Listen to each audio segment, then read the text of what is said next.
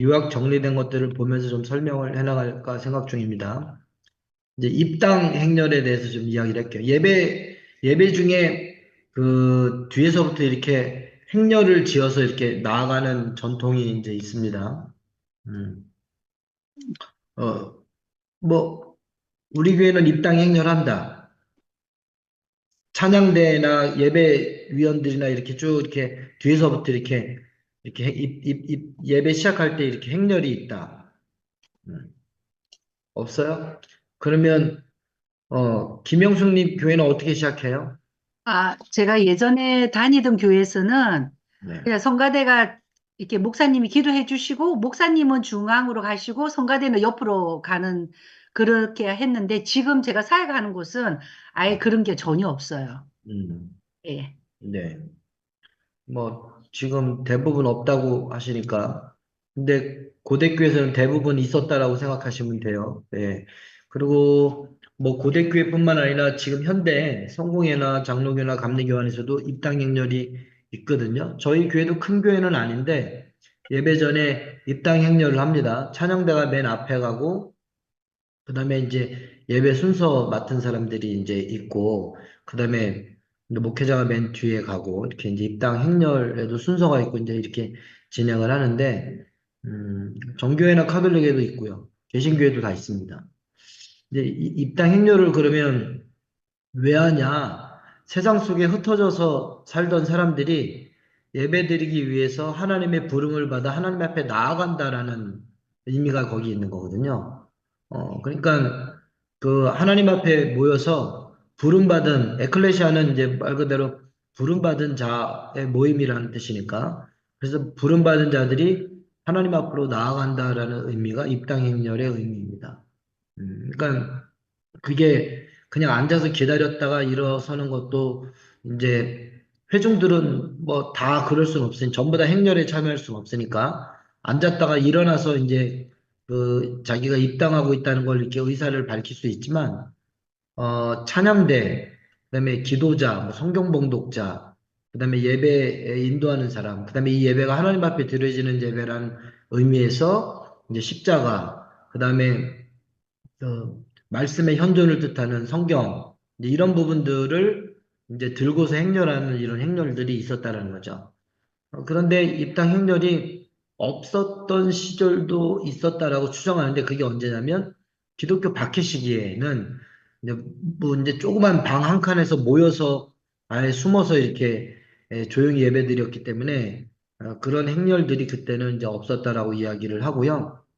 그러나 박해가 끝난 이후 4세기부터 이제 콘스탄틴이 기독교를 공인한 다음에 로마의 바실리카, 즉 공회당에서 예배를 드리기 시작했거든요.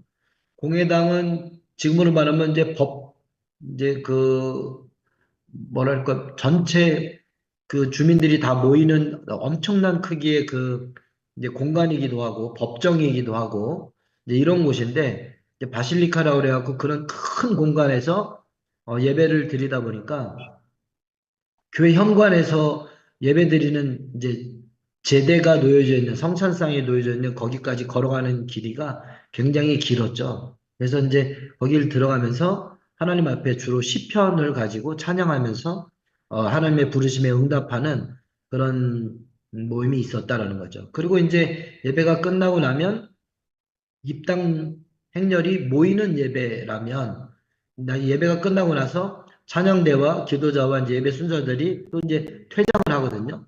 퇴장하는 것들은 흩어지는 교회. 선교적인 의미도 굉장히 크죠. 선교란 예배를 위해서 모이고 그다음에 복음 증거를 위해서 흩어지는 거거든요.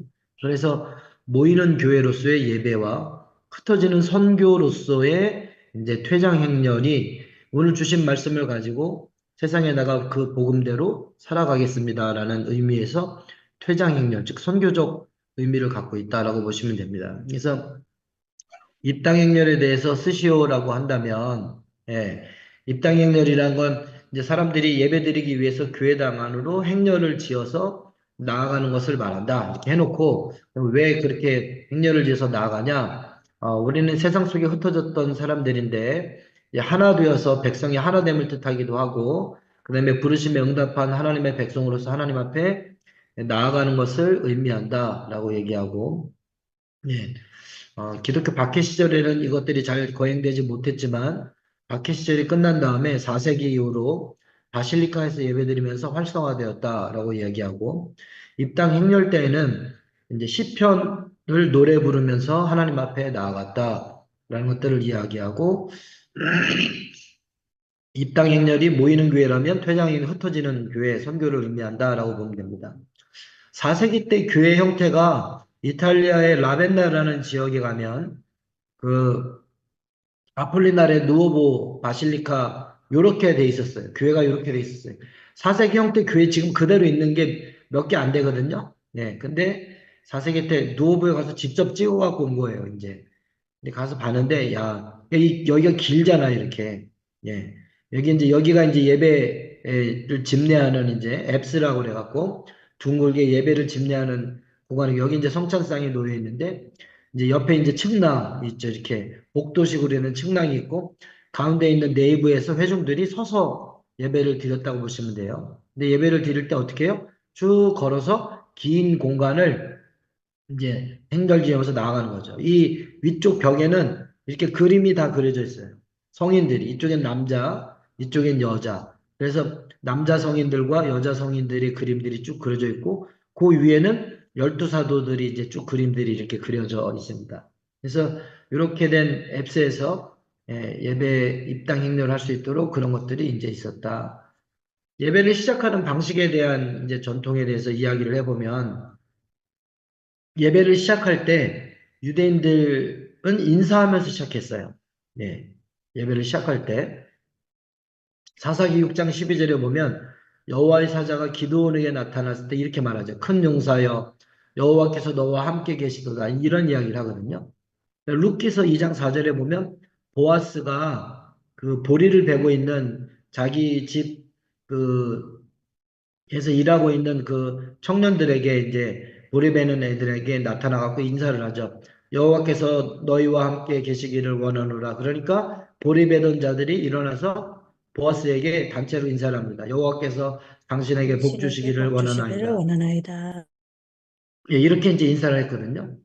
그리고 이제 누가복음 1장 28절에도 보면 천사 가브리엘이 마리아에게 나타나서 수태고지를 할 때 은혜 받을 자여 평안할지어다 주께서 너와 함께 하시도다 이렇게 인사를 합니다. 사도 바울도 데살로니가후서 3장 16절에서 보면 주께서 너희 모든 사람과 함께 하실지어다 이렇게 인사를 했어요. 이게 무슨 말이냐면 이스라엘의 인사법이 샬롬 샬롬이라는 그런 평안할지어다 평안할지어다 이렇게 샬롬 샬롬 이렇게 인사하는 것도 있지만 그거보다 훨씬 더 오래된 인사법 이거 말고도 정말 많습니다. 구약에서부터 이스라엘이 하는 인사법이 뭐냐면 여호와께서 너희와 함께 계시도다 이렇게 인사하는 거예요. 주께서 너희와 함께 이렇게 인사하는 거예요. 그러면 그렇게 인사를 한 사람에게 또 인사를 받은 사람도 인사를 하잖아요. 그러면 주께서 당신과도 함께 하시기를 원합니다. 이런 식으로 인사를 했다는 거예요. 이건 아주 오래된 구약에서부터 진행된 이스라엘의 인사법이고 초기 예수님의 제자들은 다 유대인이었기 때문에 예배를 시작할 때 이렇게 인사하면서 시작했어요.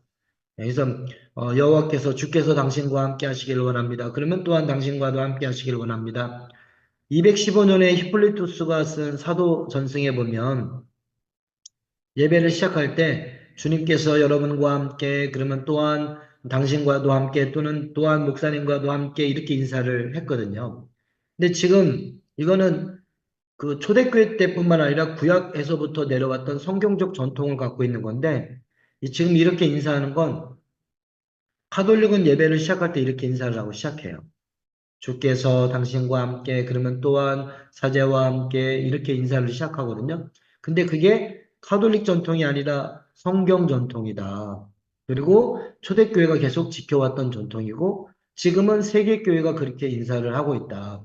그런데 한국교회는 이런 전통을 이제 모르니까 이렇게 인사를 하면 그거 카톨릭 거 아니에요? 이렇게 이제 대답하시는 분들이 많다. 이건 카톨릭에 인사하는 게 아니라 지금 위에서 이야기한 것처럼 성경에서부터 구약시대 때부터 계속 인사를 했던 방법이고 아고스티누스, 그러니까 어거스틴이 그 글에다가 이렇게 써놨어요. 교회 도착하자마자 의례적인 인사를 나눈 뒤 바로 강론이 시작되었다. 설교했다라고 나오거든요. 근데 이 의례적인 인사가 뭐냐면 주님께서 여러분과 함께 그러면 또한 목사님과도 함께 이렇게 인사하고 바로 설교를 시작했다라는 말이에요. 이제 그래서 인사법이라는 건 이렇게 의례적인 인사. 우리는 예배 때 한국식으로 된 인사법이 있죠.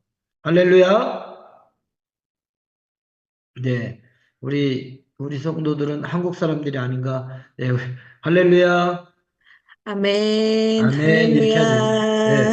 네. 이 할렐루야 아멘은 어디서 시작했어요? 네? 저 조금 전에 했는데 한국에서 맨 처음 시작했다고. 어, 한국의 어느 교파가 처음 시작했어요? 성결교회가 처음 성결교가요. 시작했어요. 네, 기록에 따르면 성결교회가 그 1907년에 복음전도관을 세우고 그 가파치 골목에서 사람들을 모아놓고 할렐루야 하니 아멘 하더라라고 기록에 나와 있어요. 그래서 할렐루야 아멘은 한국에서 처음 시작한 인사법이 세계적인 기독교 인사법으로 자리 잡은 예, 그런 전통이다. 그런데 유대전 100년 전통 말고 2000년 된 기독교 인사법이 뭐냐면 주께서 너희와 함께 그러면 또한 목사님과도 함께 이렇게 인사했다는 거예요. 그러면 그 성부와 성자와 성령의 이름으로 그럼 아멘 이런 식으로 인사를 하고 예배를 시작했다라는 겁니다. 근데 이런 것들을 교회에서 한번 이렇게 성경 구절들을 들어주면서 가르쳐주고 여기 다 기도원에게 그다음에 보아스가 누가복음에 다 보면 함께 한다라는 하나님이 이 예배 가운데 함께 하신다라는 것들을 인사로 나누는 거예요. 우리만 여기서 모이는 게 아니라 이 예배 중에 누가 계시다?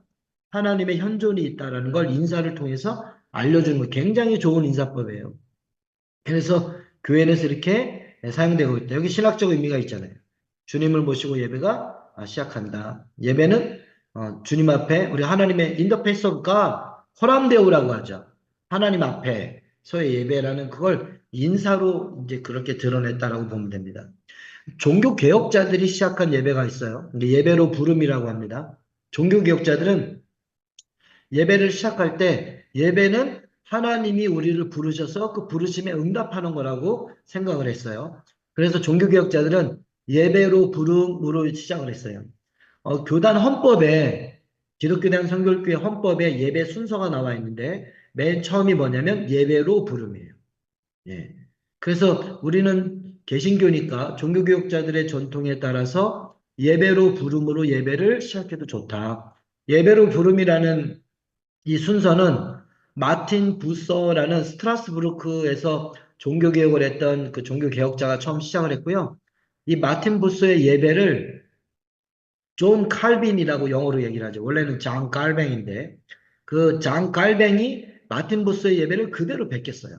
1539년에. 그래서 근데 깔뱅은 이제 굉장히 개혁파의 영향을 크게 미친 사람인 거죠. 그래서 깔뱅의 영향으로 유럽 전체가 다 이제 개혁파의 이런 흐름을 갖게 됐는데 그 마틴 부서가 시작하고 깔뱅이 퍼트린 그 예배인 거죠.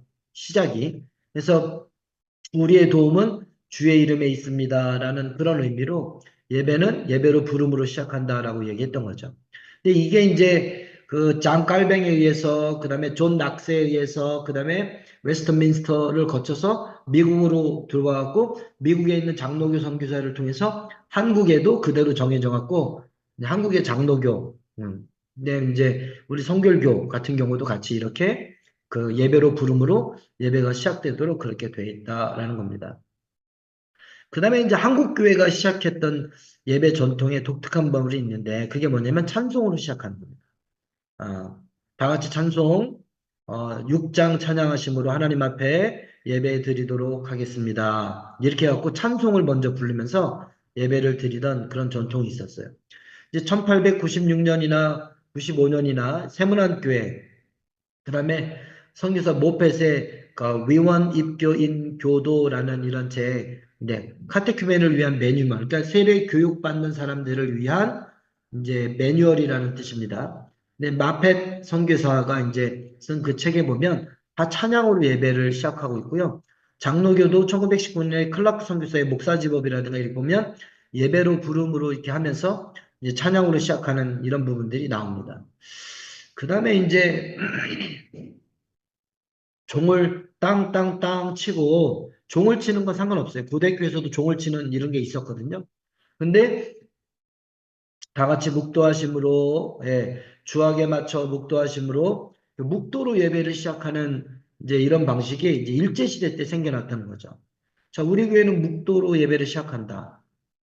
다 같이 주악에 맞춰 묵도하심으로 예배 드리겠습니다. 이렇게 묵도로 시작하는 교회.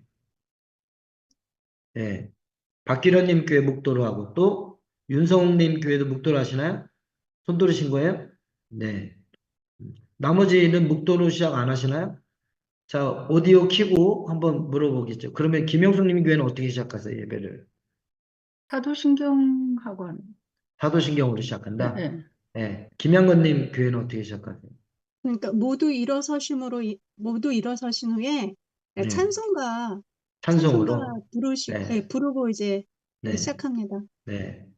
교수님, 송호진님 교회는? 네. 교수님, 저희 교회도 네. 수요 네. 예배, 금요 예배는 묵도하심으로 성가대가 찬양을 하면서 묵도하심으로 예배를 시작하겠습니다. 요렇게 네. 하고요. 네. 주일 네. 예배는 찬송으로 시작하는 거예요. 회중이 같이 찬송. 찬송함으로. 찬송이 찬송으로? 예, 네. 예배 네. 부름하고 그렇게 하시는 것 그러면 같아요. 찬송으로 우리 교회 시작한다. 다 같이 일어나서 찬양, 이렇게, 예. 교회 예배로 부름으로 시작한다. 예배로 부름. 예배로 예배로 부름, 부릅니다. 두 교회. 예, 헌법에 따라서 그렇게 하시는 분들이 또 이제 있는 거죠. 예, 근데 이제 묵도는 1908년에, 일본에 이제 그 메이지 일왕이, 이제 일본은 천황이라고 부르죠. 근데 말이 안 되는 게 천황이라는 거 하늘의 주인이라는 뜻이거든요. 예, 사람은 하늘의 주인이 될 수 없는데 일본 애들은 약간 좀 이상해요. 예. 근데 왜냐면 중국에서도 천자, 왕은 신의 아들이라는 뜻이에요. 이제 이집트의 파라오도 라가 태양이거든요. 이제 이집트 가장 높은 신이 태양이니까 태양신의 아들, 파라오는 태양신의 아들이라는 뜻이에요. 그러니까 다 고대 세계의 황제들도 신의 아들이라고 말했는데 일본은 섬나라 애들이 하늘의 주인이라고 땅에 발붙어서 이제 살면서 그런 이야기를 했어요. 그래서 좀 정신이 왔다 갔다 하는구나. 우리는 그렇게 이야기를 하는데 어쨌든 일본 애들이 일본에서 근대화시킨 데 가장 중요했던 게 메이지라는 그 일왕이 있는데 그 메이지 일왕이 1908년에 자기 아내가 죽었을 때 사이렌을 울렸어요. 윙 하고 길게 사이렌이 울리면 모든 일본인들이 서서 이 고개를 숙이고 묵도를 하도록 했어요. 근데 이게 굉장히 이제 임팩트가 있었던 거예요. 그래서 요거를 일본 애들이 한국을 지배하기 위한 신사참배, 그 다음에 궁성요배, 그 다음에 묵도 세 가지가 내선일체, 조선과 일본이 하나 되게 하는 주요 방법 중에 하나였어요. 그래서 1919년 3.1 만세운동 직후부터 대한민국에서 하는 모든 행사에 전부 다 묵도를 강제로 하도록 시켰어요. 그래서 환갑잔치 할 때도 다 같이 묵도하심으로 이렇게 환갑잔치를 시작하고 돌잔치도 묵도로 시작하고 모든 교회 예배에 다 묵도하도록 시켰어요. 그리고 그 묵도하는 이유가 뭐냐면 일본 천황폐하를 위한 군대 황국 신병인데 황국 신병들을 위한 기도 시간을 다 넣어라 이렇게 해갖고 시킨 거예요.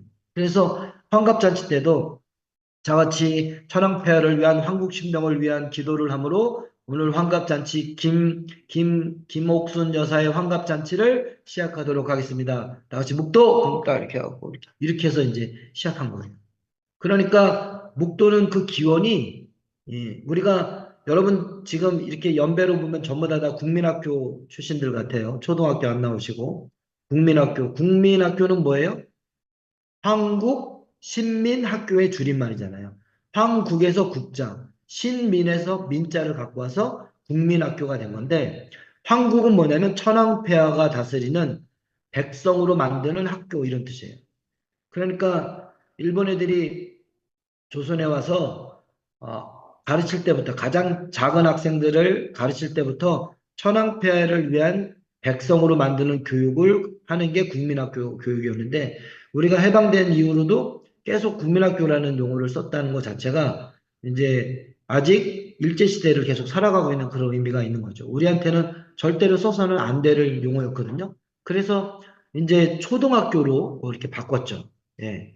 그런데 지금 그 한국교회 안에서는 그 기원이 어떻게 되는지도 모르고 아직도 묵도로 예배드리는 교회들이 되게 많다. 제가 그, 어, 그 깜짝 놀라갖고 이제 한국교회 100주년 기념 예배를 드리면서 묵도로 예배를 시작할까봐 혼자 걱정이 돼갖고 또 열심히 글을 써갖고 그 성교신문에다가 이제 그래서 글을 보내준 적이 있어요 그때. 그래서 묵도로 하면 안 되는데 그러면서 어쩌나 걱정돼갖고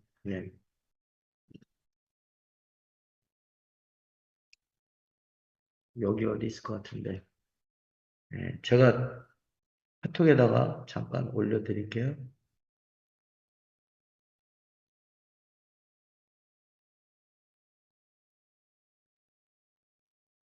지금 카톡에다가 올려드렸거든요. 네.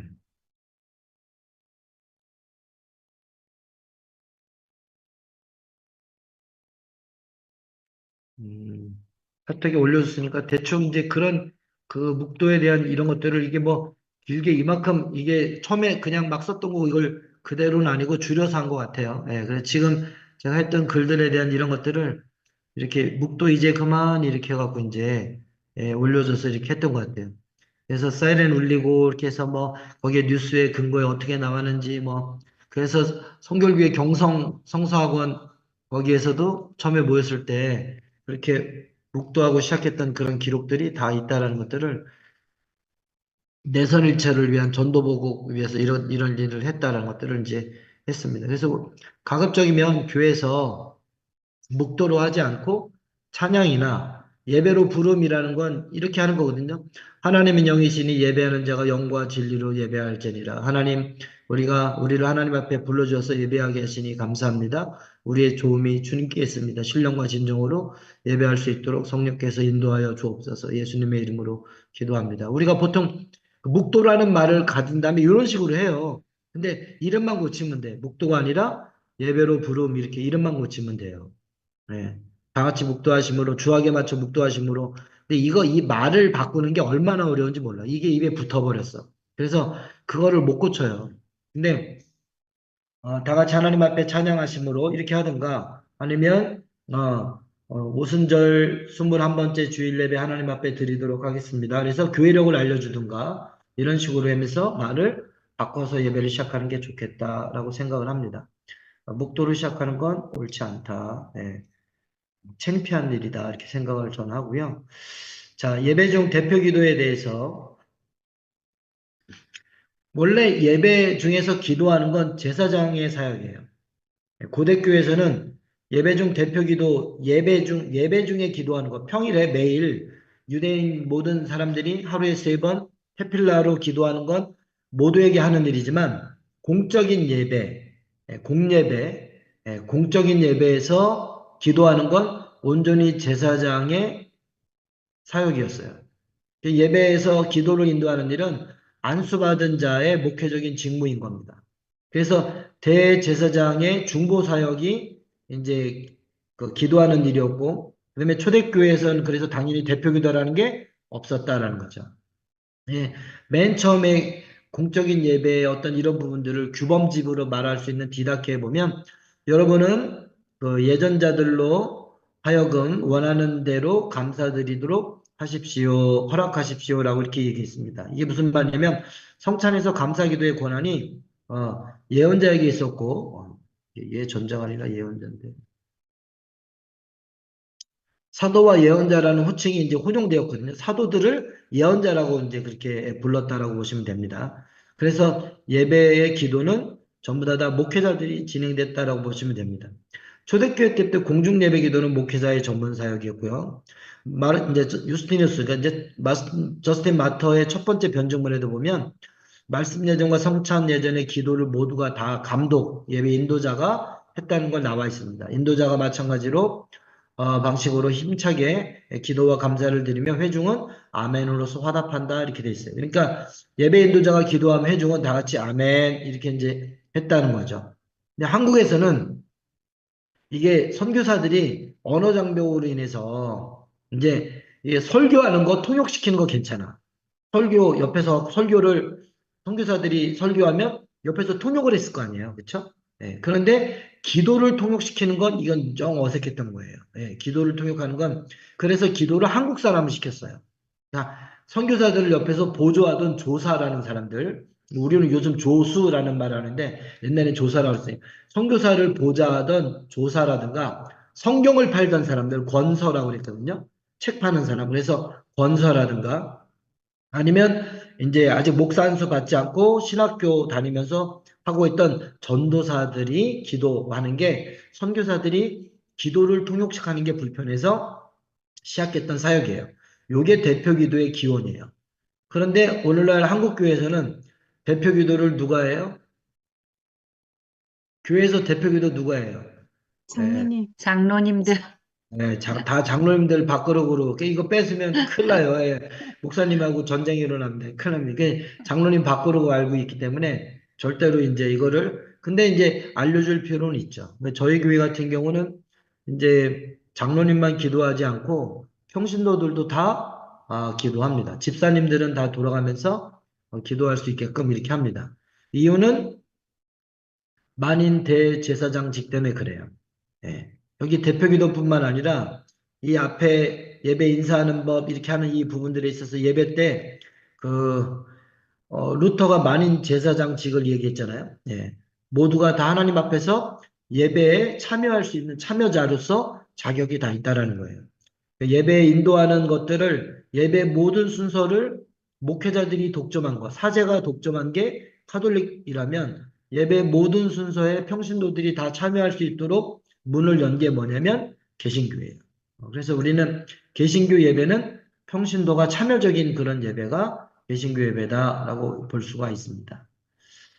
자, 공중예배 그러면 기도 방식에 대해서 이제 쓰시오라고 나온다면 이렇게 이해할 수 있습니다. 기도는 즉흥적으로 행해지다가 점차 기록된 기도문으로 발전했습니다. 맨 처음엔 즉흥적으로 행해졌어요.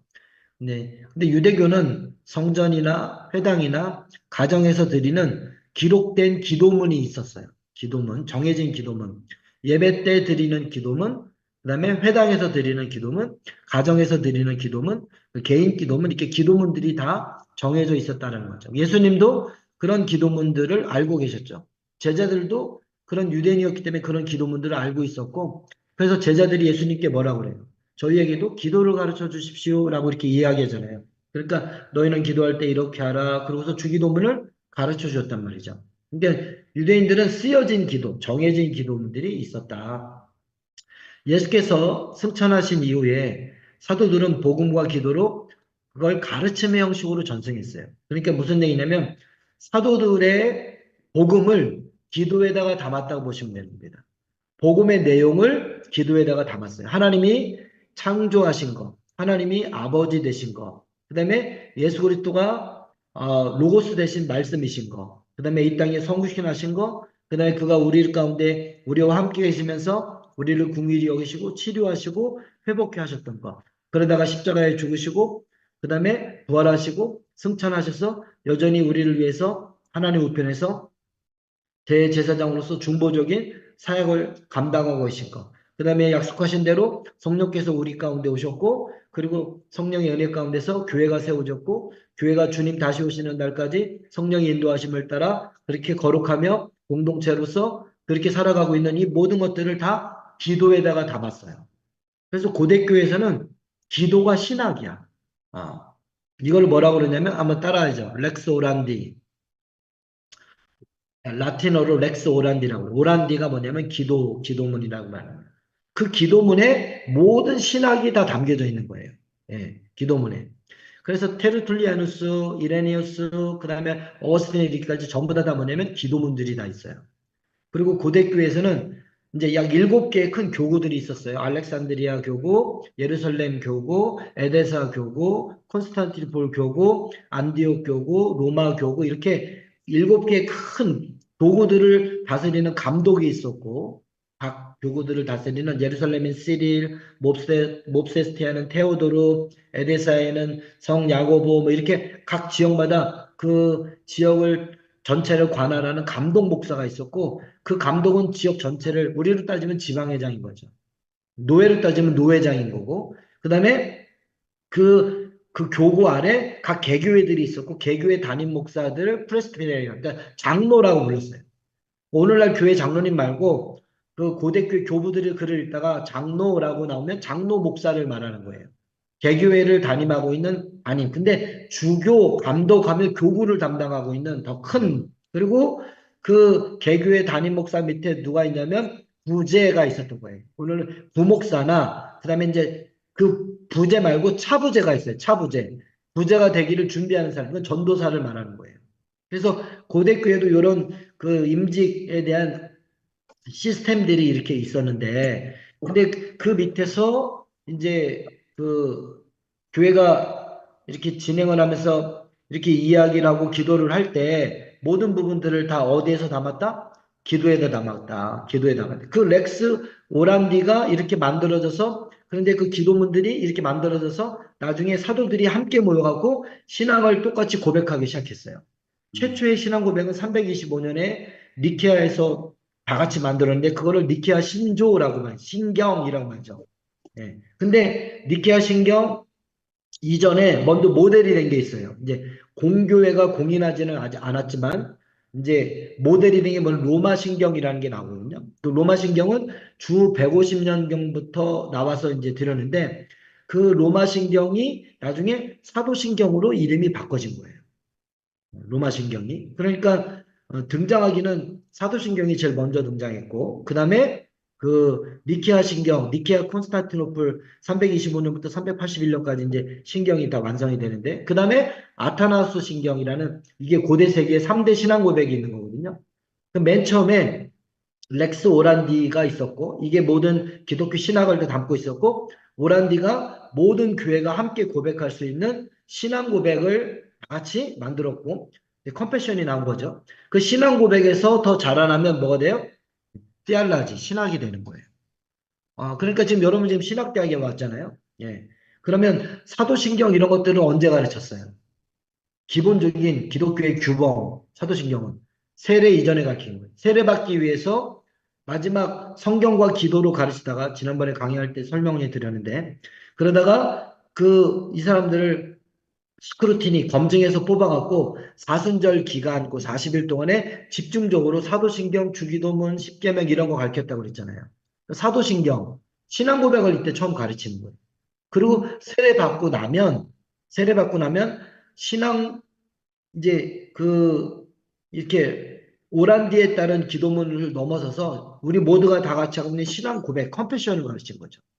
저희 교회에서는 권찰 시절에 서리 집사 되기 전에 컨페션을 다 배워요. 예.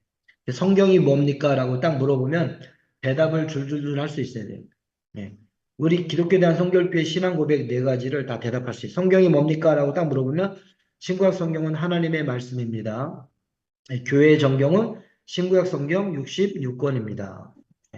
신구약 성경의 주제는 예수 그리스도를 통한 구원입니다. 성경에는 통일성과 다양성이 있습니다. 이렇게 물어보면 딱 나와야 돼요. 복음이 뭡니까? 복음은 예수 그리스도를 통한 구원의 좋은 소식입니다. 성도의 삶은 오직 복음으로 이루어집니다. 그래서 사중복음은 복음의 핵심입니다. 기독교는 성결교 신앙 고백이거든요. 이거 다 외워요. 네. 애들도 다 외워요. 다 가르칩니다. 그래서 신앙 고백 80개를 다 외워요. 다 외워서 가르치기입니다. 근데 이제 안수 집사님, 권사님, 장로님이 되려면 뭐 하냐? 그 신앙 고백을 자기가 설명할 수 있어야 돼요. 예. 삼위일체가 뭡니까? 이렇게 이제 물어봐요, 제가. 그러면 삼위일체에 대해서 자기가 설명할 수 있어야 돼요. 안수 집사, 권사, 장로쯤 되려면 삼위일체 설명 못하면 안 돼요. 예. 근데 나는 목사님들도 삼위일체를 잘 설명하는 사람을 본 적이 없어. 예. 다 설명을 잘 못해. 해더라도 다 이단 사설처럼 설명해. 제대로 설명 못해. 엉터리로 설명해. 예. 나중에 우리 대면할 때 기회가 시간이 되면 삼일체를 한번 설명해 드리도록 할게요. 네.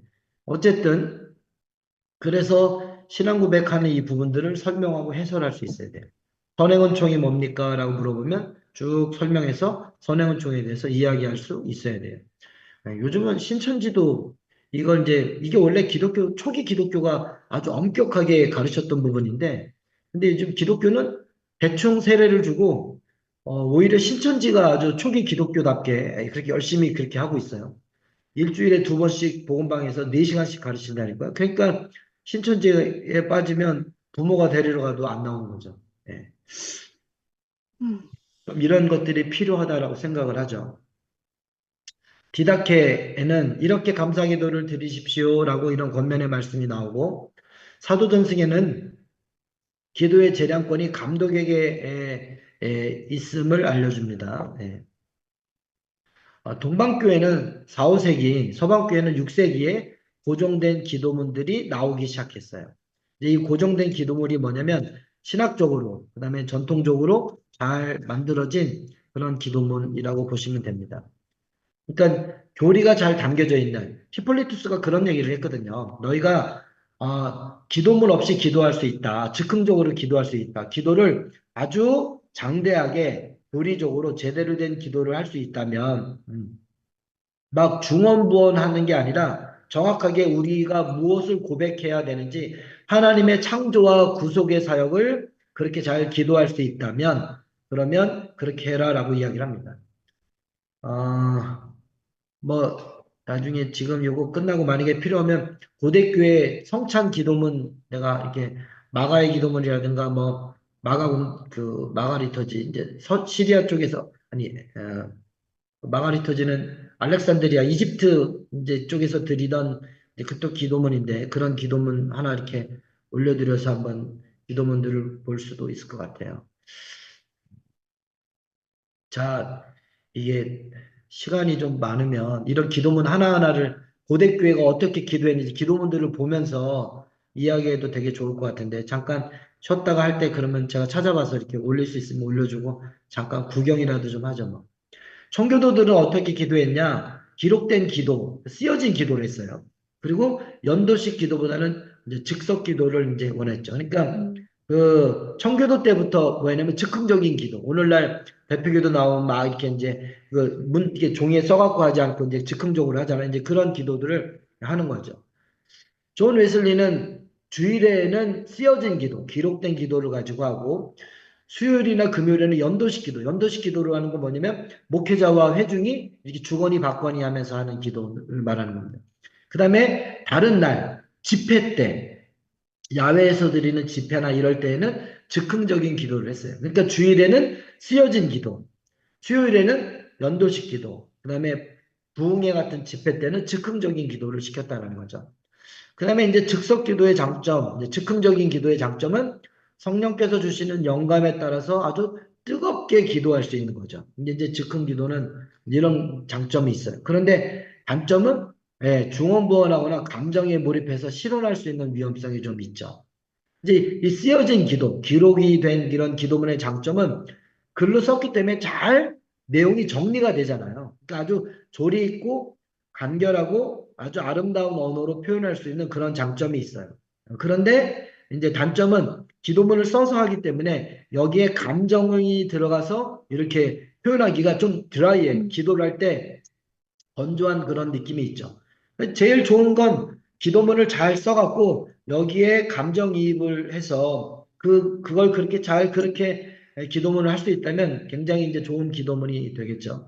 저희 교회에서도 대표 기도를 합니다. 대표 기도를 하는데 대표 기도를 할 때 써서 준비해 갖고 오도록 해요. 예, 그리고 이런 기도문의 전통을 알려줬기 때문에 그렇게 할 수 있도록 그렇게 이제 하죠. 기도회, 그 다음에 사적인 공간에서는 아무래도 즉흥적인 기도나 즉석해서 하는 기도가 되게 좋아요. 그런데 공적 예배의 자리에서는 기도문을 준비해서 하는 이런 기도문이 좋다라고 생각을 합니다. 성경의 사도행전 2장에 보면 성령의 영감을 따라서 즉흥적으로 뜨겁게 기도하는 이런 장면들이 나오죠. 예.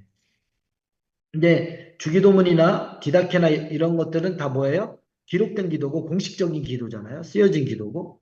유대인들의 성전, 회당, 가정에서 하는 그런 기록된 기도문이 있었고 주기도문도 기록된 기도문 형태를 갖고 있고 조리 있고 간결하게 아름다운 언어로 그렇게 기도할 수 있다. 개인적인 기도는 즉흥적인 기도, 공적인 예배는 기록된 기도를 선호한다. 이렇게 이제 기도에 대한 이해를 조금 할 수 있다라고 보죠.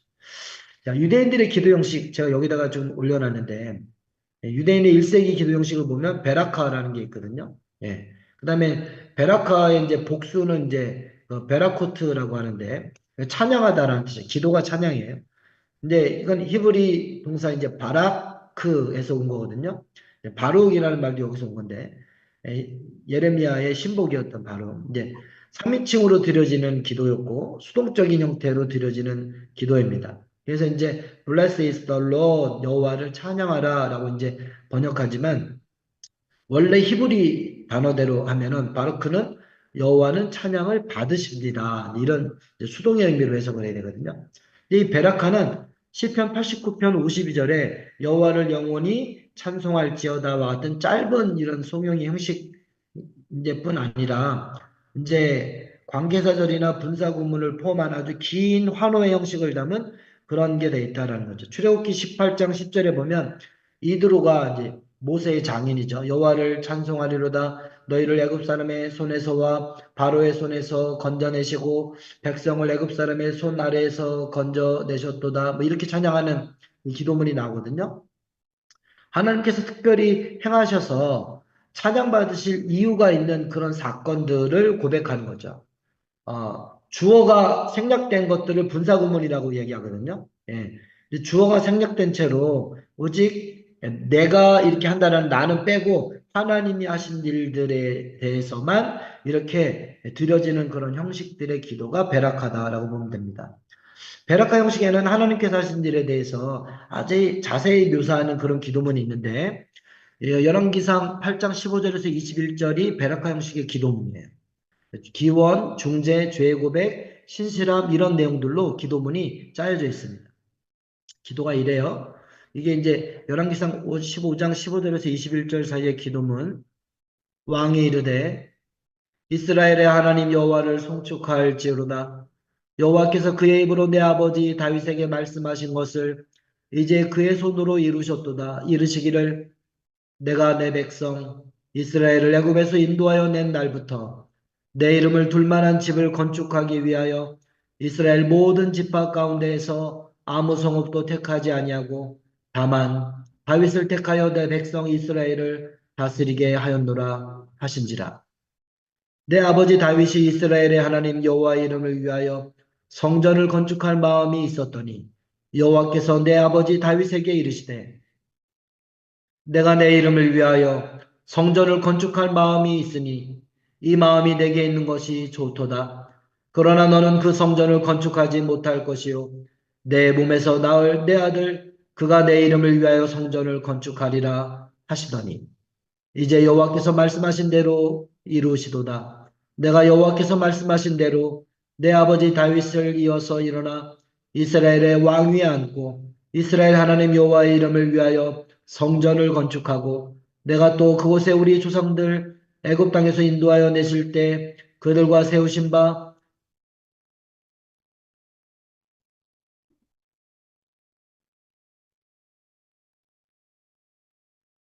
블라블라블라블라 이렇게 해갖고 이제 여호와의 언약을 넣은 궤를 위하여 한 초소를 설치하였노라. 뭐 이런 이제 기도문들이 이제 베라카 양식을 띈 기도문이다. 하나님이 하신 일들을 이렇게 이제 성전 건축에 관해서 하나님이 일을 하셨다는 것들을 이렇게 기록했잖아요. 이런 형식의 기도문들이 이제 베라카 형식입니다. 기도에는 탄원적인 요소도 있죠. 간구하는 기도가 있죠. 예. 기원자의 유익이 아니라 하나님의 영광을 더욱 드러내는 서술로 끝맺는 거예요. 그러니까 한국 기도 가운데 주시옵소서라는 기도는 주시옵소서로만 끝나면 안 돼요. 하나님 이렇게 해주십시오라고 기도한 다음에 그렇게 해서 하나님의 영광이 드러나기를 원합니다. 하나님 내 병을 고쳐주시옵소서라고 기도한 다음에 내 병이 나음으로 말미암아 하나님의 살아계심이 우리 가운데서 경험되고 모두가 다 하나님 앞에 영광 돌리기를 원하나이다라고 이렇게 하나님의 영광이 드러나는 기도로 그렇게 기도를 해야 돼요. 이 세상 만민에게 여호와께서만 하나님이시고 그 외에 없는 줄을 알게 하시기를 원하나이다. 이렇게 기도를 간구의 기도, 탄원 기도는 그 뒤에 하나님의 영광이 드러나는 기도로 이렇게 덧붙여져야 돼요. 근데 그게 빠져버리면 단순히 그러니까 샤만적인 이렇게 주술적인 기도로 전락해버리고 말거든요. 그래서 어떻게 탄원 기도를 해야 돼? 성경의 탄원 기도가 어떤 의미를 가지고 어떻게 드려졌는지를 알아야 됩니다. 그 다음에 이제 그 다른 기도로 호다야라는 기도가 있거든요. 이건 이제 감사 기도예요.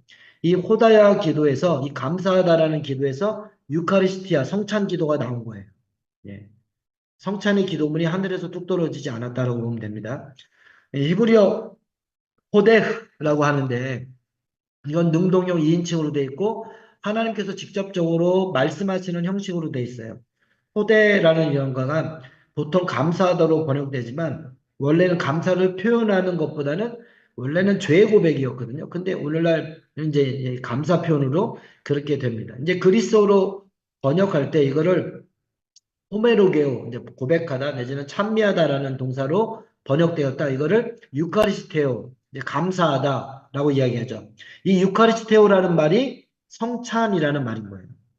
유카리스티아라는 라틴어가 되는데 헬라어로 유카리스티오가 뭐냐면 성찬이라는 말이에요. 그러니까 성찬이라는 말은 1세기 때 우리 다 같이 성찬합시다 그러면 유카리스테오 이렇게 하는 거예요. 지금도 그 그리스에 가서 인사하는 건 유카리스테오 하면 인사하는 거예요. 고맙습니다. 유카리스테오 이렇게 하는 거예요. 이게 감사하지. 근데 이게 기도의 형식이에요. 그 성찬 기도는 뭐다? 감사 기도예요. 근데 한국에서는 성찬 기도가 어떤 분위기예요? 성찬 기도가 감사예요? 아니면 그 죄송한 기도예요? 감사한 기도예요? 분위기가 성찬이 축제와 감사? 아니면 장례와 속죄? 어떤 분위기예요? 이게 오디오를 제가 무슨 이렇게 골고루 성찬 섞여 네, 기도가 있어요. 속죄예요. 좀 섞여 있어요. 부자 장례식 부분인 것 같아. 분위기, 그 다음에 네. 속죄. 나 때문에 예수님이 십자가에서 죽으셨고 막 그래갖고 좀 그런 이미지로. 네. 그런 이미지죠. 근데 이 희생제사를 강조하는 건 로마 카톨릭의 신학이에요. 성찬에 카톨릭의 신학은 희생제사만을 강조하는 거예요. 그러니까 한국교회는 카톨릭을 엄청 싫어하는데 실제 성찬을 행하는 건 카톨릭처럼요. 카톨릭처럼 카톨릭 신학을 갖고 성찬을 하고 있는 거예요. 되게 어이없는 걸 하거든요. 근데 고대교회, 초대교회는 성찬을 감사의 기도로 드렸어요. 왜? 주님이 성찬을 만드신 건 십자가에 죽으시기 전날 목요일 날 만드셨거든요. 그런데 교회가 성찬을 기념한 건 부활하신 주님을 만난 다음에요, 만나기 전이에요. 부활하신 다음. 부활하신 주님을 만난 다음에 마가의 다락방에서 성령이 임재하시고 베드로가 나가서 3천 명이 회개하고 그 다음에 예루살렘 교회가 3천 명이 세례를 받은 다음에 예루살렘 교회가 생겼잖아요. 교회가 생긴 다음에 그 예루살렘 교회가 날마다 모여서 떡을 떼면서 성찬을 거행했단 말이에요. 그러니까 성찬을 거행할 때 제자들은 부활하신 주님을 만났어요? 안 만났어요? 만났어요. 만났죠. 주님이 부활하신 다음에 사도행전 2장에 보면 40일 동안 제자들을 다 만나고 다니셨잖아요. 그러니까 제자들이 성찬을 거행할 때는 십자가에 달리신 죽음만 기억나요? 아니면 부활하신 주님이 기억이 나요? 부활하신 주님. 부활하신 주님이 기억나죠. 그러니까 이 십자가와 부활을 통해서 우리를 구원하신 구원의 은혜에 대한 감사의 기도를 드린 거예요. 네. 그러니까 성찬의 원래적인 의미는 성찬의 이름을 유카리스테오 감사 기도라고 한 것은 그 성찬이 그리스도의 십자가와 부활을 통한 하나님의 구원 사건을 감사하는 기도였거든요. 물론 성찬 안에 십자가의 구속사의 재현이 그대로 담겨져 있죠. 그런데 그것뿐만 아니라 부활하신 그래서 성부 하나님께 대한 우리를 구원하신 하나님에 대한 감사가 먼저입니다. 그런데 우리는 이걸 몰라. 이걸 모르니까 뭐해? 그 예수님이 죽기 전에 만들어주신 나레이션을 쭉 읽어가면서 이건 내 살인이 받아 먹어라. 이건 너희를 위하여 흘리는 바 내 피니 받아 마셔라. 십자가 이야기만 하면서 먹으니 막 목에 안 넘어가. 그래갖고 잔이 빨리 안 오면 또 걸려. 파스텔라도 막 그래갖고 이제 이게 굉장히 분위기가 근데 고대교회 성찬은 완전한 러브 피스트. 사랑의 음식의 축제였고 그 다음에 감사의 축제였고 이 십자가와 부를 통해서 우리를 구원하신 하나님 예수 그리스도를 다시 만난 완전한 그리스도와의 연합을 꿈꾸는 희망의 축제였고 그렇다는 거죠. 성찬의 신학을 너무 좁혀놨어. 성찬이 뭔지 몰라서 저지른 그런 일인데 그런데 이 성찬이라는 그 유카리스테오라는 말은 히브리어에서 왔다. 히브리어 아까 이야기했지만 호다야라는 이 단어가 헬라어로 호모로게오가 됐다가 이거를 이제 그 다시 뭘로 했어요? 예, 라틴어로 유카리스테오라고 번역한 거. 이게 영어로 유카리스트, 성찬, 성례라는 말이 이렇게 된 것이다라고 보면 됩니다. 그 내용이 예, 바락과 마찬가지로 시편 30편 12절에 그 형태가 조금 나오는데 너와 나의 하나님이여 내가 주께 영원히 감사하리이다. 이 감사하리다 이게 유카리스테오예요. 예, 호모로게오라는 이 단어로 그렇게 써 있는 거예요. 이게 이제 이유고 그 안에 조금 더 나가면 이사야서 12장 2절에 이제는 주의 진노가 돌아섰고 또 주께서 나를 안위하시오니 내가 주께 감사하겠나이다. 속죄로부터 우리를 구원하신 분노를 풀어보신 하나님께 대한 감사의 찬양이 이 성찬의 기원입니다. 이거를 당시 유대인들은 도입 형식 없이 하나님의 능력, 하나님의 역사를 하나님의 하신 일들을 쭉 홍해를 가르시고 당신의 백성들을 구원하시고 시내산에서 저희를 불러 모으셔서 하나님의 언약의 백성으로 우리를 삼아주시고 우리를 광야 가운데서 하늘의 신령한 만나와 그 다음에 메추라기로 저희들을 먹이시고 바위를 열어서 우리를 목마른 우리를 먹이셨으며 요단강을 건너서 약속의 땅으로 저희를 인도하신 주님 감사하나이다. 이런 기도문들이 그대로 있었고 이런 하나님이 하신 일들에 대한 기도의 전통은 초대교회에도 그대로 다 넘어가요. 이런 기도 전통이 이제 호다의 형식이고 이게 예수께서 가르쳐 주신 그 기도문 전통 가운데 나중에 고대교회 전통 가운데 그대로 들어오는 겁니다. 유대인들의 바라크, 호다야, 키두시, 비르가트 하마존, 쉐모레 에레스, 쉐마, 그 다음에 비르가트 요체르 이런 기도문들이 있는데 이런 기도문들이 고대교회의 기도문에 다 담기게 되었고 그게 기독교 전통에서 예수님을 통해서 성령 안에서 다 재해석해서 기도문으로 만들어지게 되었다라고 보시면 됩니다. 이 안식일과 절기 때 드리던 기도가 키두시이고 음식에 대한 감사 기도가 비르가트 하마존이에요. 호다야와 비르가트 하마존이 합쳐진 형태를 가만히 보면 성찬 기도문을 이해할 수 있어요. 매일 유대인들이 하루 3번 기도했다고 그러잖아요. 그걸 18기도문이라고 18 블레싱이라고 그러는데 이게 이제 쉐모나 에레스 내지는 쉐모나 에레스를 갑자기 이름이 생각이 안 나네. 테플릿 아니. 이름이 생각이 안 나. 어쨌든 이 18기도문이라고 해갖고 테필라 이제 선언에게 말해. 이게 이제 이름이 테필라라고도 부르고 쉐모나 에레스라고도 부르죠. 이제 이게 18가지 기도문으로 이렇게 쭉 드려지던 기도문이다라고 봅니다. 그 다음에 우리가 들으라 이스라엘아 이제 쉐마 알고 있죠. 근데 우리는 보통 쉐마밖에 몰라요. 근데 대부분 이스라엘은 이런 여러 가지 기도 전통들이 있었다. 그리고 이제 이 중에 특히 카두시 이 기도는 키두시 말고 카두시 여기 키두시가 있고 이건 절기 때 드리는 기도고 그거 말고 카두시라는 기도문이 있어요. 이 기도문이 예수님이 가르쳐준 주기도문의 뿌리예요.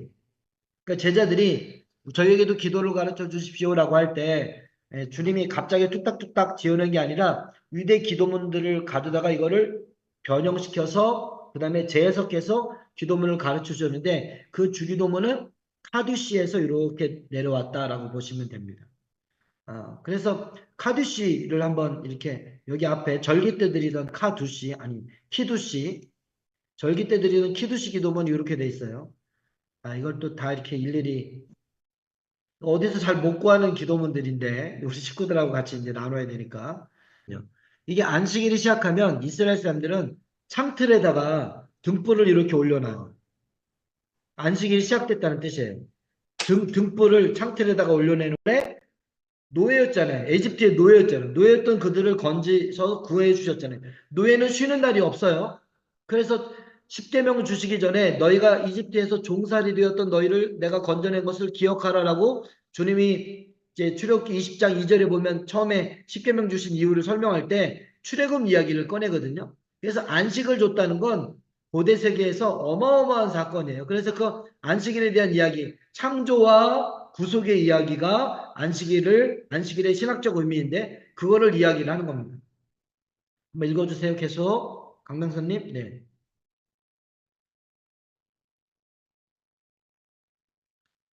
음소거 돼 있습니다.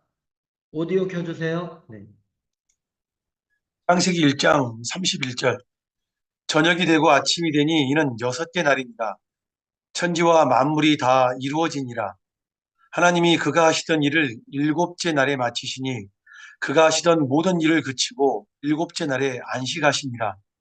하나님이 그 일곱째 날을 복되게 하사 거룩하게 하셨으니 이는 하나님이 그 창조하시며 만드시던 모든 일을 마치시고 그날에 안식하셨음이니라. 이렇게 이제 이걸 성경 구절을 맨 처음에 집안의 가장이 일어서서 이 성경 구절을 쭉 외워요. 예.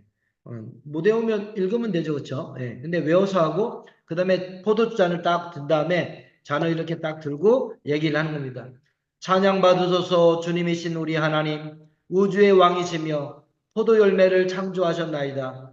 그리고 이제 가장이 안식일이나 절기에 따라서 그날 적당한 기도문을 그 다음에 집어넣는 거예요. 이걸 그날의 기도라고 하거든요. 앞에는 늘 정해진 포도주를 위한 공식 문구로 드리고 그날에 따라서 이렇게 기도하는 거예요. 찬양 받으소서 주님이신 우리의 하나님이여 우주의 왕이시며 주의 명령으로 우리를 거룩하게 하셨고 주의 창조의 사역을 기념하도록 사랑과 선한 뜻으로 주의 거룩한 안식일을 우리에게 물려주셨나이다. 이날은 주의 거룩한 모임의 처음이오니 애굽으로부터 해방시키심을 기념하는 날이오니 모든 백성들 가운데 우리를 선택하셨고 우리를 거룩하게 하셨나이다. 사랑과 선한 뜻으로 주의 거룩한 안식일을 우리에게 물려주셨나이다. 찬양 받으소서 오 주님 안식일을 거룩하게 하셨나이다. 이런 기도를 하나님이 하신 일을 기도하는 거예요. 이렇게. 그리고 참석한 모든 사람들에게 약간의 포도주를 이렇게 따라주는 거예요. 다 떨어진 다음에 가장이 이거를 이렇게 먹으면 거기 있는 사람들도 잔을 포도주를 식사 전에 먼저 포도주를 먹어요. 그러면 다시 이제 빵을 딱 가지고 가고 빵을 딱 들고 이제 이야기를 하는 겁니다. 찬양 받으소서 주님이신 우리의 하나님 우주의 왕이시며 땅으로부터 빵을 가져오셨나이다. 그리고 이제 빵을 떼어서 빵을 이렇게 식구들에게 빵을 떼어서 나눠주는 거예요. 빵을 떼어서 나눠주면 그리고 그 빵을 나누어서 먹는 거예요. 포도주로 먼저 목을 축이고 빵을 나눠서 먹는 거죠. 지금 우리 성찬하고 비슷하잖아요. 다만 순서가 바뀌었죠. 우리는 뭘부터 먹어요? 빵부터 먹고 그다음에 잔을 마시는 거죠. 근데 이런 기도 전통들이 유대인에게 있었다. 이 식사 전에 하는 이 기도, 키두시 이런 절기 때 드리던 이 기도 형태들이 있었고 성찬은 그래서 고대 교인들한테는 당연히 그렇게 드려지는 기도문이었다라는. 비르가트 하마존을 좀 볼까요? 네, 김영숙님, 네, 비르가트 하마존. 네, 잘 안 보이긴 한데. 아, 비르가트 그래요? 하마조는 네. 식사 후의 찬양으로서 네 부분으로 이루어진다. 두 번째와 세 번째 찬양에는 절기의 축일에 따라 원문의 기도가 첨가된다. 1번 비르가트 하잔 창조주를 찬양. 2번 땅 언약 율법을 주심에 대해 감사와 구속사 기억. 3번이 비르가트 예루살렘과 다윗의 집에 대한 중보기도. 4번 비르가트 하토브 베아메티브 결론 부분의 일반적 찬양. 네. 음, 비르가트 하머드는 네 구조로 되어 있다는 거죠. 비르가트 하잔, 그 다음에 비르가트 하레츠, 비르가트 예루살렘, 비르가트 하토브, 베아메티브 이렇게 되어 있는데 창조주 하나님을 찬양하고 그 다음에 언약과 율법을 주신 구속사에 대한 것들을 찬양하고 예루살렘과 다윗의 후손을 향해서 찬양하고 그 다음에 결론적인 찬양을 하는 거죠. 찬양의 내용이 이렇게 되어 있습니다. 창조주에 대한 찬양, 비르가트 하잔입니다. 찬양 받으소서 주님이신 우리 하나님 우주의 왕이시고 선하심과 은총 친절하심 그리고 자비하심으로 우리와 이 세상 모두를 기르시나이다. 찬양 받으소서 주님 이 우주를 양육하시고 기르시나이다. 그 다음에 땅에 대한 찬양이 나와요. 우리는 주님이신 우리 하나님께 감사를 드리나이다. 주께서 우리가 물려받을 유산으로 이렇게 좋고 넓은 펼쳐진 바람직한 땅과 언약 그리고 율법과 삶을 음식을 주셨기 때문입니다. 그 다음에 이제 불임절에는 요 기도문이 불임절. 이스라엘이 다 죽을 뻔했는데 이렇게 에스더가 죽으면 죽으리다라고 나가고 시작되는 불임절에는 요 기도문이 들어가고 평상시에는 안 들어가요.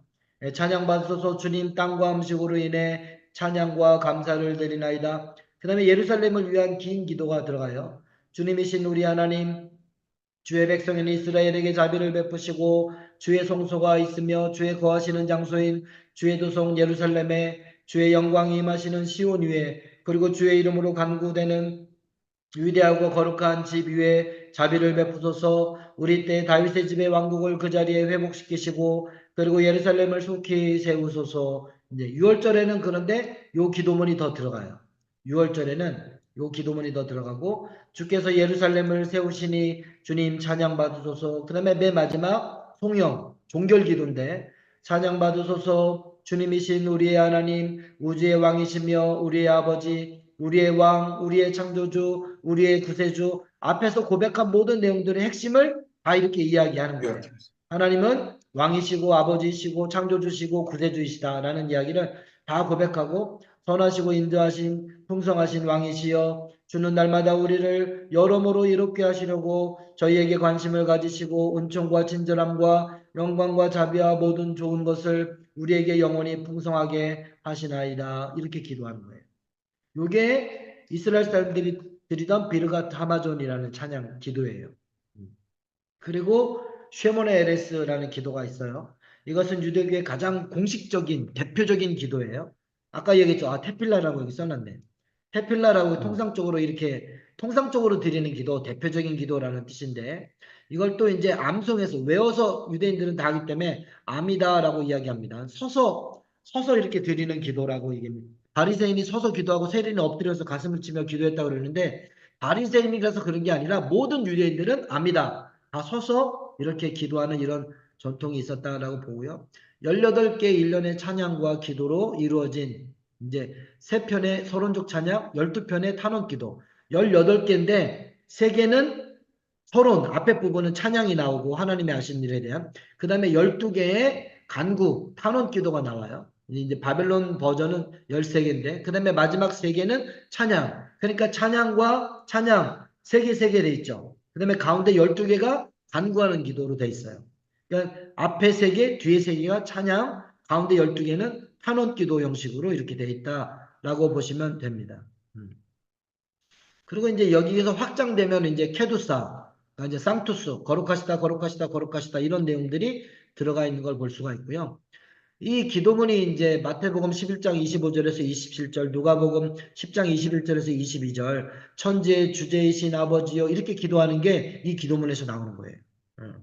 그 다음에 마태복음 22장 32절, 마가복음 12장 26절, 누가복음 20장 37절에 아브라함의 하나님, 이삭의 하나님, 야곱의 하나님 이런 표현도 이 기도문 테필라에서 나오는 거예요. 그 다음에 감사와 찬양, 그 다음에 탄원, 간구 기도가 이제 나누어지지 않고 하나로 부르는 게 기독교 기도, 특히 성찬 기도에 이런 유사한 형태들이 많이 나온다는 거죠. 18편, 그 다음에 바벨로니아 버전은 19편이 됩니다. 그렇게 이제 2가지 기도문이 있다라고 보면 됩니다. 각각의 기도문에 이름이 다 있어요. 아포스, 그 다음에 게브로스, 이렇게 이제 이름들이 다 있는데 주여 내 입술을 열어주소서 내 입이 주를 찬송하며 전파리이다. 시편 51편에 15절에 이렇게 이런 기도문이 나오죠. 여기에 원래 유대인 기도문에 이제 시작을 갖다 쓴 거예요. 찬양 받으소서 주님이신 우리 하나님 그리고 우리 조상의 하나님 아브라함의 하나님 이삭의 하나님 그리고 야곱의 하나님 위대하시고 능력이 많으시며 그리고 두려움의 대상이신 높은 곳에 계신 하나님 주의 복으로 우리를 채우시고 우주를 다스리시고 우리 조상들의 충성을 잊지 않으시며 그 자손들의 자녀들에게 주의 이름을 위하여 사랑으로서 구세주를 보내시니 주는 오 왕이시고 조력자이시고 구원자이시며 방패이십니다. 찬양 받으소서 아브라함의 방패시여. 그 다음에 이제 게브로스가 나오죠. 주님은 영원토록 능력이 있으시며 죽은 자에게 생명을 주시고 친절하심으로 살아있는 자들을 먹이시나이다. 셀 수 없는 자비로 죽은 자에게 생명을 주시고 넘어지는 자를 붙드시고 흙 속에서 잠자는 자들에게 신실하시나이다. 누가 주님과 같으리요 누가 기이한 일을 행하리요 누가 생명과 죽음을 주시는 주님과 같으리요 주의 구원을 속히 이루시고 신실하셔서 죽은 자에게 생명을 주시나이다. 찬양 받으소서 주님은 죽은 자에게 생명을 주시나이다. 그리고 이제 케두사가 나오죠. 하늘나라의 모두가 하늘 아래 회중 모두 함께 주님께 관을 씌워드립니다. 그들 모두는 주의 거룩함을 예언자가 말하듯이 3번 환호합니다. 서로 장화하여 가로되 거룩하시다 거룩하시다 거룩하시다 만군의 여호와여 그 영광이 온 땅에 충만하도다. 그리고 놀랍게 힘찬 천둥이 울려 나오는 것 같은 소리로 그들은 주님을 향해 일어나서 큰 소리로 외칩니다. 여호와의 처소에서 나는 영광을 찬송할지어다. 오 우리의 왕이시여 우리는 기다리오니 주의 소소에서 빛을 발해 우리를 다스리시옵소서. 네. 사실은 제가 지금 빨리 읽느냐고 읽는 것처럼 약간 그렇게 하고 있는데 원래는 이거보다 훨씬 더 느려요. 네. 오 우리의 왕이시여 우리는 기다리오니 주의 처소에서 빛을 발해 우리를 다스리옵소서. 언제나 통치하실 것이나이까 우리들 때 곧 시온을 다스리소서. 우리들 생전에 주의 조소를 세우소서. 대대로 그리고 영원히 주의 도성 예루살렘 한가운데서 영광을 받으시고 거룩함을 입으소서. 우리가 주의 통치를 보게 하소서. 주의 정의로 기름 부음 받은 자 다윗의 입을 통해 나온 주의 능력의 노래로 들려진 주의 말씀을 따라 통치하시는 것을 보게 하소서. 뭐 이런 식으로 합니다. 원래는 히브리 전통이. 요게 나중에 찬트식 찬양으로 그렇게 바뀌는 거예요. 이게 말하듯 노래하듯 하는 그런 히브리 전통의 기도 전통이 이렇게 되어 있는 겁니다. 그리고 이제 뭐 비나, 테슈바, 셀라하, 게울라, 레프라, 비르아, 따시니 뭐 이렇게 하고 18개 기도문이 블라블라블라블라 이렇게 다 이렇게 들어갔고 이렇게 있다. 바벨론 버전 여러 개까지 이렇게 다 이 안에다가 중간에 바벨론 버전 있거든요. 이 앞에 이제 아까 호다야가 이게 성찬 기도문의 뿌리가 된다고 그랬죠. 호다야가 되도록 주께서 우리 하나님이시며 우리의 생명의 바위시며 우리의 구원의 방패이심을 인하여 우리가 주께 감사하나이다. 우리는 주께 감사드리고 주의 손안에 있는 우리의 삶으로 인해 주께 찬양드리오며 우리의 영혼을 주께서 지켜주심으로 인해 찬양을 드리나이다. 주의 자비하심은 쇠하지 아니하며 주의 소추는 선하시나이다. 주의 친절하심이 그치지 않아 우리에게 주께서 우리를 불쌍히 여기시나이다. 뭐 이렇게 하면서 이제 이런 이 호다야 기도가 나중에 이제 이런 기도문으로 성찬 기도문으로 자리를 잡는다라고 보시면 됩니다.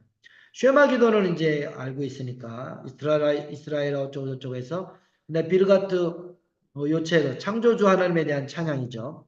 하나님의 창조하심에 대한 찬양 받으소서. 주님이신 우리 하나님 우주의 왕이시며 빛도 짓고 어둠도 창조하시나이다. 주께서 주의 모든 자비의 빛을 땅과 그 위에 거하시는 모든 사람에게 비추셨으며 선하심으로 날마다 끊임없이 주의 창조 사역을 새롭게 하시나이다. 여호와여 주의 하신 일이 어찌 그리 많은지요. 주의 지혜로 저희를 다 지으셨으니 주의 부여가 땅에 가득하나이다. 이렇게 하고 하나님의 창조 사역에 대한 감사를 이렇게 여기도 보면 거룩하시다 거룩하시다 거룩하시다 만군의 여호와여 그의 온등이 상투스 이야기를 하죠. 예. 네, 그래서 이제 이런 기도문들이 있고 카디시 기도문이 이렇게 쭉 있다. 네.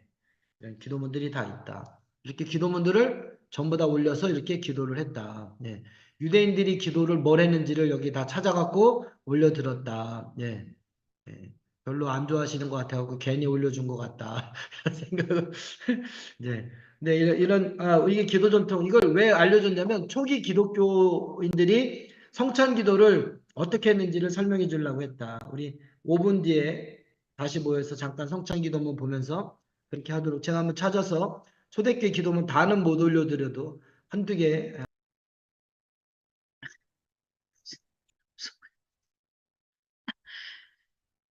아,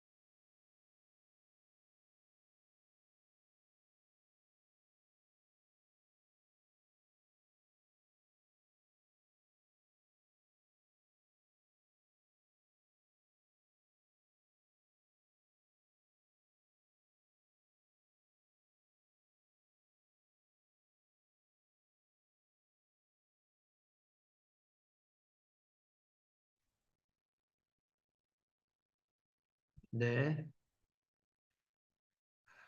장복현님 이제 돌아오셔야 됩니다. 이제 네, 네, 교수님, 네, 네, 여기 지금 공유하신 화면이 네, 좀 작아요. 네, 죄송해요. 이거 제가 키우면 되네. 죄송합니다. 네, 저 네, 작게 반으로 봤네. 네, 네. 네. 보시는 분이 키우실 수도 있습니다. 네. 네. 지금 이제 고대 이집트의 알렉산드리아 중심의 공동체가 드렸던 예배 기도문이에요. 이제 이 앞에 부분은 신학적인 내용이 영어로 이렇게 이제 지금은 되어 있는 부분이고, 이제 비블리오 예배 순서에 대해서 이제 여기 어떤 책을 참고해서 했는지 참고한 책들이 여기 나와 있고, 그 다음에 여기서부터 이제 이게 세계 연도식 기도, 그래서, 이게 세계의 이제 짧은 이게 중원이 받거니 하는 기도거든요. 이게 안에서 드리는 기도거든요. 어쨌든, 이제 정교회이기 때문에 리트렌트러스 소입당이 있고, 그 다음에 기도가 있고, 하여튼 이런 기도문들이 앞에 쭉 들어가고, 지금 이 순서까지는 전부 다 설명을 못 하고요. 여기도 보면 성경 이제 서신서를 봉독하고, 그 다음에 알렐루야를 찬양하고, 복음서를 봉독하고, 그 다음에 세계의 연도식 기도가 또 들어가고, 그 다음에 대입당, 성찬 기도가 여기 들어가고, 그 다음에 케루빔 찬양, 이제 그 거룩하시다, 거룩하시다, 거룩하시다, 그 다음에 주님의 평화라는 평화 인사가 드려지고, 그 다음에 사도신경이 여기 나오고, 그 다음에 이제 이게 예언서 되는 기도가 나오는데, 이게 성찬 기도문이 여기서부터예요. 아나포라라는 부분이 여기서부터 나오는데, 예. 이제 주께서 너희 모두에게 함께 하시기를 원하나이다. 또한 사제에게도 함께 하시옵소서. 그러면 저희의 마음을 높이 올립니다. 그러면 우리가 우리의 마음을 주께 높이 올립니다. 이것이 주님께 드리는 마땅한 감사입니다. 적합하고 옳은 일입니다. 그러면 흩어지십시오 하면 여기서 이제 그 세례받지 않은 사람들은 다 흩어지고 세례받은 사람들만 모여갖고 요 성찬 기도문을 이렇게 이제 들어가는 거예요. 이렇게 여기서부터 다시 기도문이 들어가거든요. 근데 일단은 급하게 돌려서 한번 기본적으로 1차 막 점검하다가 우리가 영어로 이렇게 원문이 이렇게 돼 있다라는 것들을 알고 하지만 이렇게 이건 앞에 이제 신학적인 그 예배 예문에 대한 설명이 이렇게 나오는 거고 여기서부터는 이 글을 참고한 참고문헌들이 이제 이렇게 쭉 나오겠죠. 네, 참고문헌들이 이렇게 나온다. 음, 네. 뭐 그리고 여기서부터는 참고문헌이 아니라 이제 예배 순서입니다. 이게 예배 순서가 이렇게 예배 순서가 이렇게 드려진다는 예배 앞에 부분 예배 순서가 나오고 예배 순서가 다 준비가 되고 나면 여기서부터 이제 기도문이 드려지는 건데 어, 성찬에 빵과 포도주, 예물을 준비하면서 드려지는 기도가 나오고, 그 다음에 이제 수르슨 코르다가 나오죠. 주님께서 우리와 함께, 그러면 당신의 영광과 함께 마음을 주께 높이 드십시오. 이게 유대 전통부터 있었던 기도문이라는 거 이제 우리가 알잖아요. 주님께 감사합시다. 이제 마땅히 이제 흩어지십시오 하면 세례받지 않은 사람은 다 흩어지고, 세례받은 사람들만 남아서 이제 기도하는 거죠. 참으로 마땅하고 오르며 거룩하고 합당하며 저희의 영혼에 유익하나이다. 전능하신 주님, 하나님, 아버지이신 당신을 찬양하며 당신을 노래하며 당신께 감사드리고 밤낮으로 끊임없이 입술을 열어 당신의 백성을 고백하며 침묵 없는 마음으로 당신께 기도드리나이다. 당신 하늘과 그 안의 모든 것들을 만주셨고 창조주죠. 당신과 땅과 그 위의 모든 것을 바다와 샘, 강, 호수와 그 안의 모든 것을 창조하셨나이다. 또한 당신은 당신의 형상과 모형대로 사람을 창조하셨으며 그들에게 낙원의 즐거움을 허락하셨나이다. 그들이 범죄했을 때에도 당신은 당신의 선하심 때문에 그들을 멸시하거나 버리지 않으셨으며 오히려 당신은 율법을 통해 그들을 불러들이셨고 예언자들을 통해 그들을 가르치셨으며 또 두려우며 생명을 주는 하늘의 신비를 통해 그들을 새롭게 하셨나이다. 당신은 진리의 빛, 당신의 외아들. 여기까지는 성부 하나님의 창조에 대한 찬양이고 이제 성자 예수 그리스도가 나오죠. 진리의 빛인 당신의 외아들이라고 아니 온리 비가튼이니까 이렇게 해석을 해야 돼요. 우리 주님이시자 하나님 구원자이신 예수 그리스도를 통해 모든 것을 지혜로 만드셨으며 그리고 그와 성령과 함께 당신께 감사드리며 이 합리적이고 피 흘림 없는 예배를 당신께 드립니다. 이는 해 뜨는 곳에서부터 해 지는 곳까지 남쪽에서 북쪽까지 모든 민족이 드리는 예배입니다. 이 모든 민족 가운데 당신의 이름이 위대하고 모든 곳에서 당신의 이름이 거룩한 분향과 희생의 제물이 드려지기 때문입니다. 이렇게 하고 이제 기도가 나오는 거죠. 그리고 이제 나오는데 여기 보면 성부 하나님이 길게 나오고 성자가 나오고 그 다음에 성령과 함께 성부 성자 성령에 대한 도입기도거든요. 이게 프레피스예요. 시작하면서 드리는 도입기도에 이런 기도가 나오고 그 다음에 긴 중보기도 이제 서플리케이션은 이제 중보기도라고 번역해도 되고 간구기도라고 해도 됩니다. 그냥 간구기도 해도 우리는 중보기도란 말 익숙하니까. 근데 교회를 위해서 이제 기도하는 장면이 나오죠. 그리고 여기 보면 아픈 이를 위해서 기도하는 장면들이 쭉 나오고 그 다음에 해외에 나가 있는 자들을 위해서 기도하는 장면이 나오고 비와 땅을 위해서 기도하는 장면이 나오고 그 다음에 모든 사람들을 위해서 기도하는 장면이 과부와 특히 고아 연약한 자들을 위해서 기도하는 장면들이 나오거든요. 그래서 이런 필요를 채워달라는 그 다음에 황제와 왕국을 위해서 기도드리는 우리 나라와 민족을 위해서 기도하는 것처럼 그렇게 기도하는 장면들이 나오고 그 다음에 죽은 자를 위해서도 기도하는 장면이 나옵니다. 고대교회 이런 기도문이 많이 있어요. 그 다음에 마리아가 성경에서 나오는 마리아가 드리는 그런 기도가 이제 기도문이 나오고 마리아의 찬가가 나오고 그 다음에 집사는 교회 집사님을 말하는 게 아니라 부목사를 말하는 디컨이죠. 주교는 감독입니다. 그러면 이제 주님 축복하소서 그러면 이제 집사가 하면 감독이 주님께서 당신의 은혜로 당신을 축복하시기를 지금도 항상 영원히 함께 하시나이다. 뭐 이렇게 해서 드리는 기도문들이 이렇게 나온다 보면 됩니다. 그리고 이제 이렇게 또 주거리 받거니 하는 짧은 기도문 이렇게 집사 또 주교 이렇게 드리는 기도문들이 끝나고 난 다음에 제물이 아니라 예물을 위해서 드려지는 봉헌 예물을 위한 기도문들이 나오는 거죠. 그리고 교황과 주교 모든 도시들을 위한 기도문들이 나오고 시련과 고통 중에 있는 자들을 위한 기도문들이 나오고 그 다음에 전쟁 포로를 위한 기도문이 나오죠.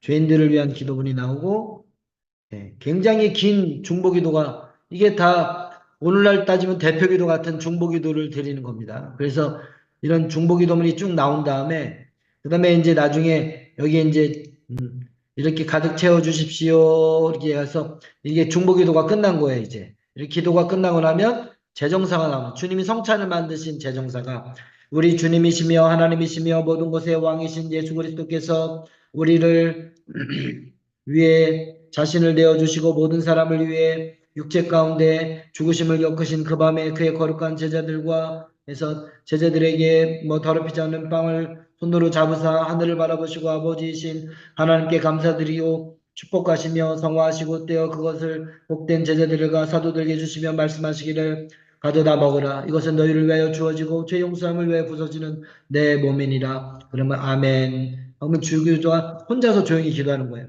저녁 식사 위에 기도를 취하시고 포도주와 물을 섞으시고 하늘을 바라보시며 당신의 아버지이신 하나님께 감사드리시고 축복하시고 성화하시고 성령께 충만하신 후 거룩하시고 복된 제자들과 사도들에게 주시며 말씀하시기를 그리고 큰 소리로 너희 모두가 이것을 받아 마셔라. 여러분도 음소거하고 집사해 주세요. 집사와 회중을 여러분이 하시면 제가 주교하겠습니다. 네. 집사 이것은 이것은 너희와 많은 많은 이들을 이들을 위하여 위하여 흘리는 흘리는 내 내 피, 피, 즉 즉 내 새 언약의 언약입니다. 피다. 그리고 네, 안 그리고 되겠습니다. 이것은 집사는 새 용서를 위하여 주시는 것이다. 네, 안 되겠습니다. 집사는 한 사람이 맡아서, 한 사람이 맡아서 하겠습니다. 아까 우리 읽어주실 때, 저기, 누구야, 강명섭님, 네, 잘 보이시나요? 네, 네, 집사, 목사 맡아주십시오. 그럼 나머지는 회중을 하도록 하겠습니다. 네, 그래서, 이렇게, 여기 집사 부분, 여기서부터 하면 나머지 회중합니다. 네. 이것은 너희와 많은 이들을 위하여 흘리는 내 피, 즉 새 언약의 피이다. 그리고 이것은 죄의 용서를 위하여 주어지는 것이다. 아멘. 아멘. 이것을 나를 기억하여 행하라. 너희가 이 빵을 먹고 이 잔을 마실 때마다 내 죽음을 선포하고 내 부활과 승천을 내가 올 때까지 행하라. 그리고 이거는 화채는 15세기, 11세기 위한 화채라고 하면 성변화라고 해야 됩니다. 아직 이 AI가 아직 멍청해서 번역을 어디까지 할지 잘 몰라갖고, 화채는 16세기 이후로 나옵니다. 선포합니다. 주님, 전능하신 하나님, 하늘의 왕이신 당신의 외아들, 옷잎이 같은 이기 때문에 외아들이라고 번역하면 안 되고, 독생하신 성자라고 번역해야 되거든요. 독생하신 성자, 우리 주님이시며, 이렇게 해서 이제, 이렇게 하고 기도문이 이제 쭉 나오는 겁니다. 자, 이렇게 기도문이 쭉 나오고, 이 빵과 잔이 우리 모두에게 믿음과 절제와 치유와 절제와 거룩함과 영혼과 그 다음에 몸과 정신의 회복이 되게 하시고 영원한 생명과 불멸의 규제 그리고 당신의 거룩한 이름의 영광을 위해 죄의 용서를 위해 이 모든 것 안에서 당신의 거룩하고 존귀하고 영광스러운 이름이 영광을 받게 하시며 찬양과 거룩함을 받게 하소서. 이제 이렇게 하면서 그리고 주기도문 이제 이 성찬기도 다음에 주기도문이 나오고 굴복의 기도 뭐라고 하는데 굴복의 앞에 저기를 봐야 됩니다. 굴복의 기도가 아니라 그 이제 이게 이제 복종하는 기도일 텐데 그다음에 주교가 소리내어서 거룩한 것들을 거룩한 백성을 위해 드려지나이다. 한 한 아버지는 아버지는 아버지는 거룩하시고 거룩하시고 한 아들은 한 아들은 아들은 거룩하시고 거룩하시고 거룩하시고 한 한 한 성령은 성령은 성령은 거룩하시며 거룩하시며 거룩하시며 이게 나중에 아멘. 삼위일체 신학에 들어가는 거예요, 이게. 아버지도 거룩하시고 아들도 거룩하시고 성령도 거룩하시나이다. 삼위일체 신학의 근거가 여기서 나오는 겁니다. 이런. 그다음에 성찬을 참여하면서 주는 자가 우리 주 예수 그리스도의 거룩한 몸 그러면 여러분들이 이렇게 하고서 아멘 하고 받는 거예요. 이렇게 손을 십자가 형태로 모으고 그다음에 우리 주 예수 그리스도의 귀한 피 그러면 아멘 하고 아멘. 그다음에 성찬에 참여하고 그다음에 파송 기도를 하고 예배가 끝나는 거예요. 이렇게. 이게 성찬 기도문이에요. 이렇게 이런 기도문들이 공동체마다 있었어요. 비슷비슷한 기도문들이. 근데 이런 기도문을 가만히 읽어보면 뭐하고 비슷하다? 아까 유대인들의 기도 전통을 기독교적으로 삼위일체적으로 해석하고 이해해서 드려지는 그런 기도문과 아주 유사하다 이렇게 돼 있습니다. 지금 이렇게 뭐 아주 깨끗하게 지금 된 건 아니지만 대충 볼 수 있는 대로 봐서 이제 이 부분을 넘겨서 이것도 지금 고친 걸 살짝 해서 넘겨주고 오늘은 여기까지만 하고 일단 마치도록 하겠습니다. 고대교회 예배 전통, 그 다음에 오늘날에도 그걸 가져다가 그대로 이해하고 있는 행렬부터 시작해갖고 묵도 그 다음에 고대교회에 드려지던 기도문 이런 부분들에 대한 전통들이 쭉 있었다는 것들을 조금 기억하시고 예배 전통이나 이런 부분들을 잘 기억해서 오늘날 우리 예배가 더 그 요소들이 신학적 의미를 가지고 바르게 드려질 수 있도록 해야 된다. 목사님 가르치시면 늘 안 된다. 여러분들이 나중에 예배 인도하도 여러분들 예배를 그 디자인할 때 여러분 예배 가운데 신학적 의미와 우리의 고백과 그 신앙이 잘 반영된 그런 예문들이 쓰여지고 기도문들이 드려지고 순서가 그런 신학적 의미들을 담아서 잘 드려지기를 바랍니다라는 그런 마음이 있습니다. 기도하겠습니다. 하나님 감사합니다. 아멘. 주일 예배 구성에 대해서 함께 배우고 그 요소들이 어떻게 시작되고 어떤 의미를 가지고 어떻게 드려졌는지 유대 전통과 초기 기독교 전통의 이런 기도문들을 잠시라도 살펴보면서 함께 나눌 수 있도록 인도하시니 감사합니다. 굉장히 짧은 아멘. 시간에 많은 내용을 담기 때문에 스스로 공부하지 않으면 더 풍성한 것을 얻을 수 없는데 사랑하는 학우들을 복 주시어서 하나님 아멘. 기도 가운데 예배 가운데 은혜 가운데 더 깊이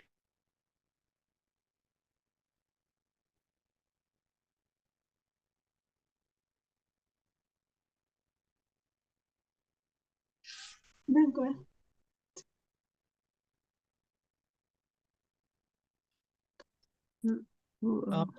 왜 양근님이 호스트가 되었다고 언뜻 아까 문자 뜨더만 아닌데? 어떻게 됐지? 교수님이 나가셨나? 교수님 휴가 하셨습니다. 휴가. 네. 그냥 나가야 될 것.